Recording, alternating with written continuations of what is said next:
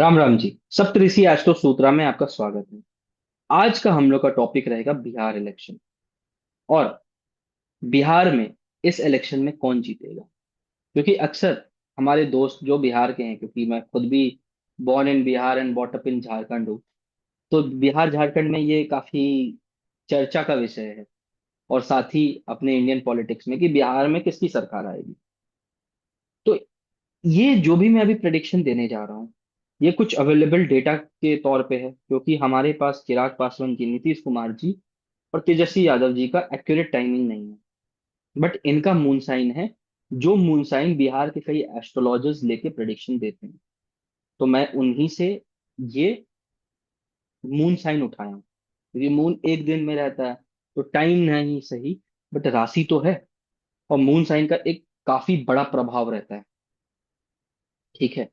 साथ में पटना का फोर्टनाइट का, पटना का उस दिन का कैसा रहेगा, ये कि क्या पावर चेंज दिख रहा है उस पर्टिकुलर 15 दिन में या उस टाइम में, उस महीने में।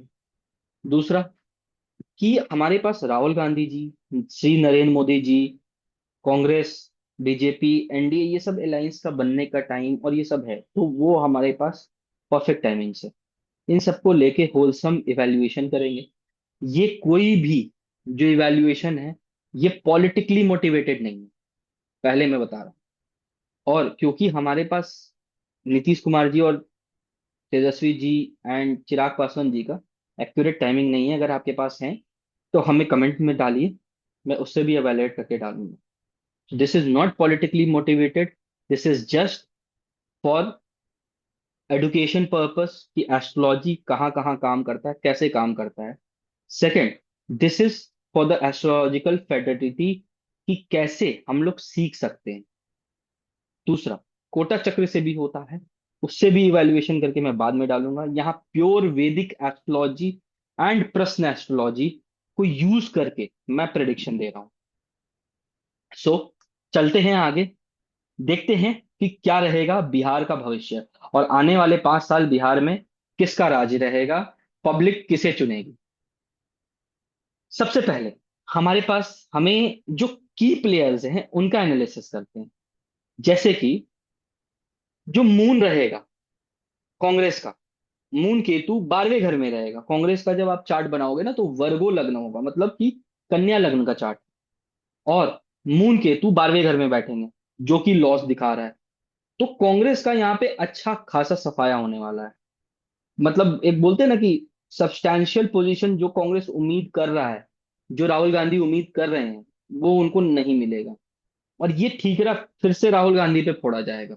राहुल गांधी जी का पर्सनल चार्ट इतना बुरा नहीं है, अगर कोई सीट्स आ भी रहे हैं तो वो उनके मेहनत के कारण। कांग्रेस का अभी हालत खराब है, जो ग्रह दशा कांग्रेस का है वो तो राहुल गांधी चला ले रहे हैं, नहीं तो Congress is going to be wiped out. बोले जाता है ना, इररेलेवेंट रहेगी बिहार इलेक्शन का सीएम डिसाइड करने में। मूविंग फॉरवर्ड, राहुल गांधी जी का भी ट्रांजिट बहुत अच्छा नहीं है, बट कांग्रेस का उससे भी बुरा है। सेकंड, जो अभी के सीएम है नीतीश कुमार जी, और देखिए ये ग्रह दशा, अगर यही इलेक्शन आपको जुपिटर जेमिनी में जब रहता, मतलब अक्टूबर 1 में हो जाता या फिर अगस्त सितंबर में हो जाता, तो ये पूरा बाजी पलट चुका होता, क्योंकि जुपिटर एक बहुत मेजर रोल प्ले करेगा यहाँ बनाने या बिगाड़ने में। क्योंकि नीतीश कुमार जी का जो आपका देख रहे हैं जुपिटर अष्टम में था, ठीक है। और कर्क जो है वो भाग्येश है, मतलब चंद्र भाग्येश है। तो भाग्य के जगह जाके अष्टम से गुरु भाग्य की जगह ट्रांजिट कर रहा है। और ये ट्रांजिट उनके लिए अच्छा है। क्यों? क्योंकि भाग्य में उच्च पे उच्च का आके जुपिटर बैठ रहा है अष्टम से, तो जो पहले था उससे बेटर ही होना है, पहला चीज। बट यहाँ पे एक चीज ध्यान देना है कि उनका जो चार्ट है उसका सैटर्न जो है वो 5th हाउस में बैठ रहा है। और सैटर्न उस टाइम भी रेट्रो ही होगा। 5th हाउस ऑफ पावर पे सैटर्न बैठा हुआ है, 10th हाउस पे केतु बैठा हुआ है।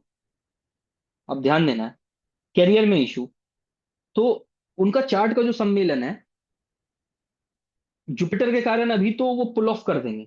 बट मुझे लगता है कि आरजेडी का बहुत अच्छा, जो बोलते हैं ना उसको, बार बार आरजेडी को सीट मिलता जा रहा है, तो इस बार आरजेडी को सीट्स कम मिलेंगे एनडीए की गठबंधन में। कितना कम कितना ज्यादा वो देखने की बात है। मगर इसमें एक हाई चांसेस है कि नीतीश कुमार जी रिटेन तो कर जाएंगे सीएम का पद, बट पूरा 5 साल रिटेन कर पाएंगे, मुझे इसका डाउट है। उसका रीजन यही है, फिफ्थ हाउस ऑफ पावर और टेंथ हाउस ऑफ केतु, ये दोनों उनको परेशानी देगा, उनको चैलेंजेस बढ़ाएगा। हो सकता है उनको बीच में पावर छोड़ना पड़े, या ये भी हो सकता है कि जब आरजेडी का सीट ज्यादा नहीं आएगा तो किसी और का भी नाम सामने आएगा, और वो नाम भी मैं आपको अभी बताऊंगा, और वो नाम फ्यूचर में बिहार का सीएम भी बनेंगे। ठीक है, आप लोग गेस कर ही रहे होंगे, चलिए आगे बढ़ते हैं। अब यहाँ पे जो सबसे इंपॉर्टेंट की प्लेयर है वो खुद नरेंद्र जी मोदी, श्री नरेंद्र जी मोदी जी। क्यों? क्योंकि इनके चार्ट में जो पावर इनको देता है वो राहु है, फिफ्थ हाउस, और जाके वो बैठ गया सिक्स हाउस में, जहां पे वो एनिमी का नाश करेगा। और सबसे बड़ी बात है, जब आप देखोगे ना, तो कि जुपिटर 11 नवंबर के आसपास स्टेशनरी होगा और फिर वक्री होगा।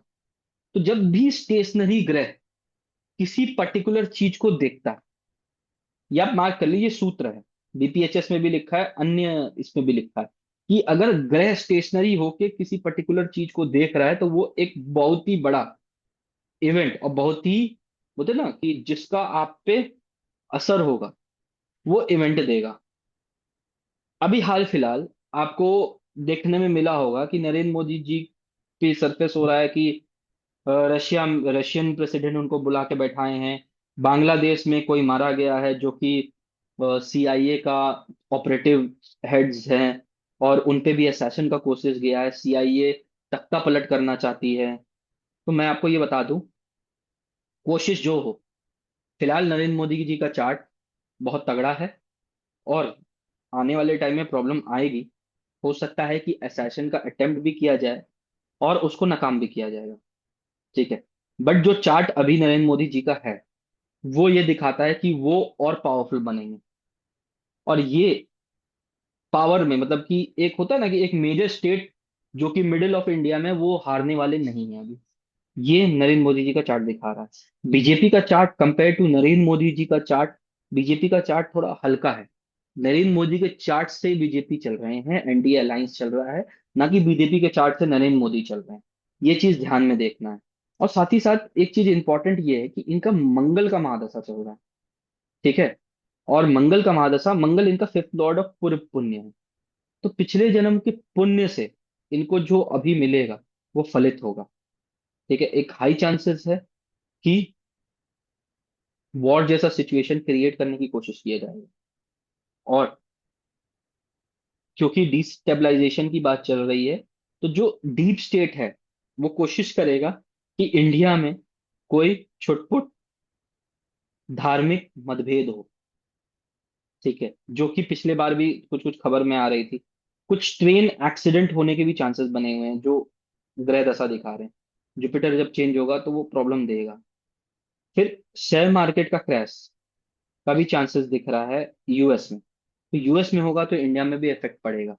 इंडिया में भी अभी एक्सपोर्ट पे इफेक्ट पड़ा, मूविंग फॉरवर्ड। बट ये सब काउंटर होगा, और ये सब बहुत जल्दी ही चल के चेंज होना चालू होगा, जब यूएस अपने बातों को पलटेगा। और मोदी जी और इनका एशियान में जो मीटिंग था वो भी हट गया। आगे चल के मीटिंग होगा अगला साल। Moving forward to Tejashwi Yadav ji, कोई कहते हैं मकर लग्न है, मतलब कैप्रिकॉन, बट इनका जो राशि लिया जाता है वो एक्वेरियस लिया जाता है। एक्वेरियस राशि पे चल रहा है 7.5। और जिस दिन इलेक्शन का रिजल्ट आएगा, मून केतु इनका 8वें घर ऑफ लॉस में बैठे हैं। तो इनका ट्रांजिट बहुत बढ़िया नहीं है। और जुपिटर भी जो है इनका फोर्थ हाउस में बैठा है। अगेन जुपिटर यहाँ पे किंग मेकर का रोल नहीं कर रहा था, जो कि नीतीश कुमार का भाग्य का। अब एक चीज ध्यान दीजिएगा, यही इलेक्शन एक महीना पहले, मतलब 18 अक्टूबर से पहले होता जब Jupiter fifth house of power में रहता, तो यहाँ पे तेजस्वी यादव को पावर मिलने का बहुत हाई चांसेस था। तेजस्वी यादव का काफी अच्छा पोजीशन था उस टाइम, जो कि इस टाइम जब इलेक्शन होगा, जब वोटिंग होगा, तब नहीं। ठीक है, क्योंकि वोटिंग भी जब हो रहा है तो ऑलमोस्ट ग्रह दशा सेम है, 11-12 को हो रहा है गेस।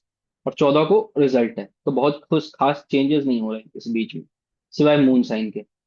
मूविंग फॉरवर्ड, चिराग पासवान जी।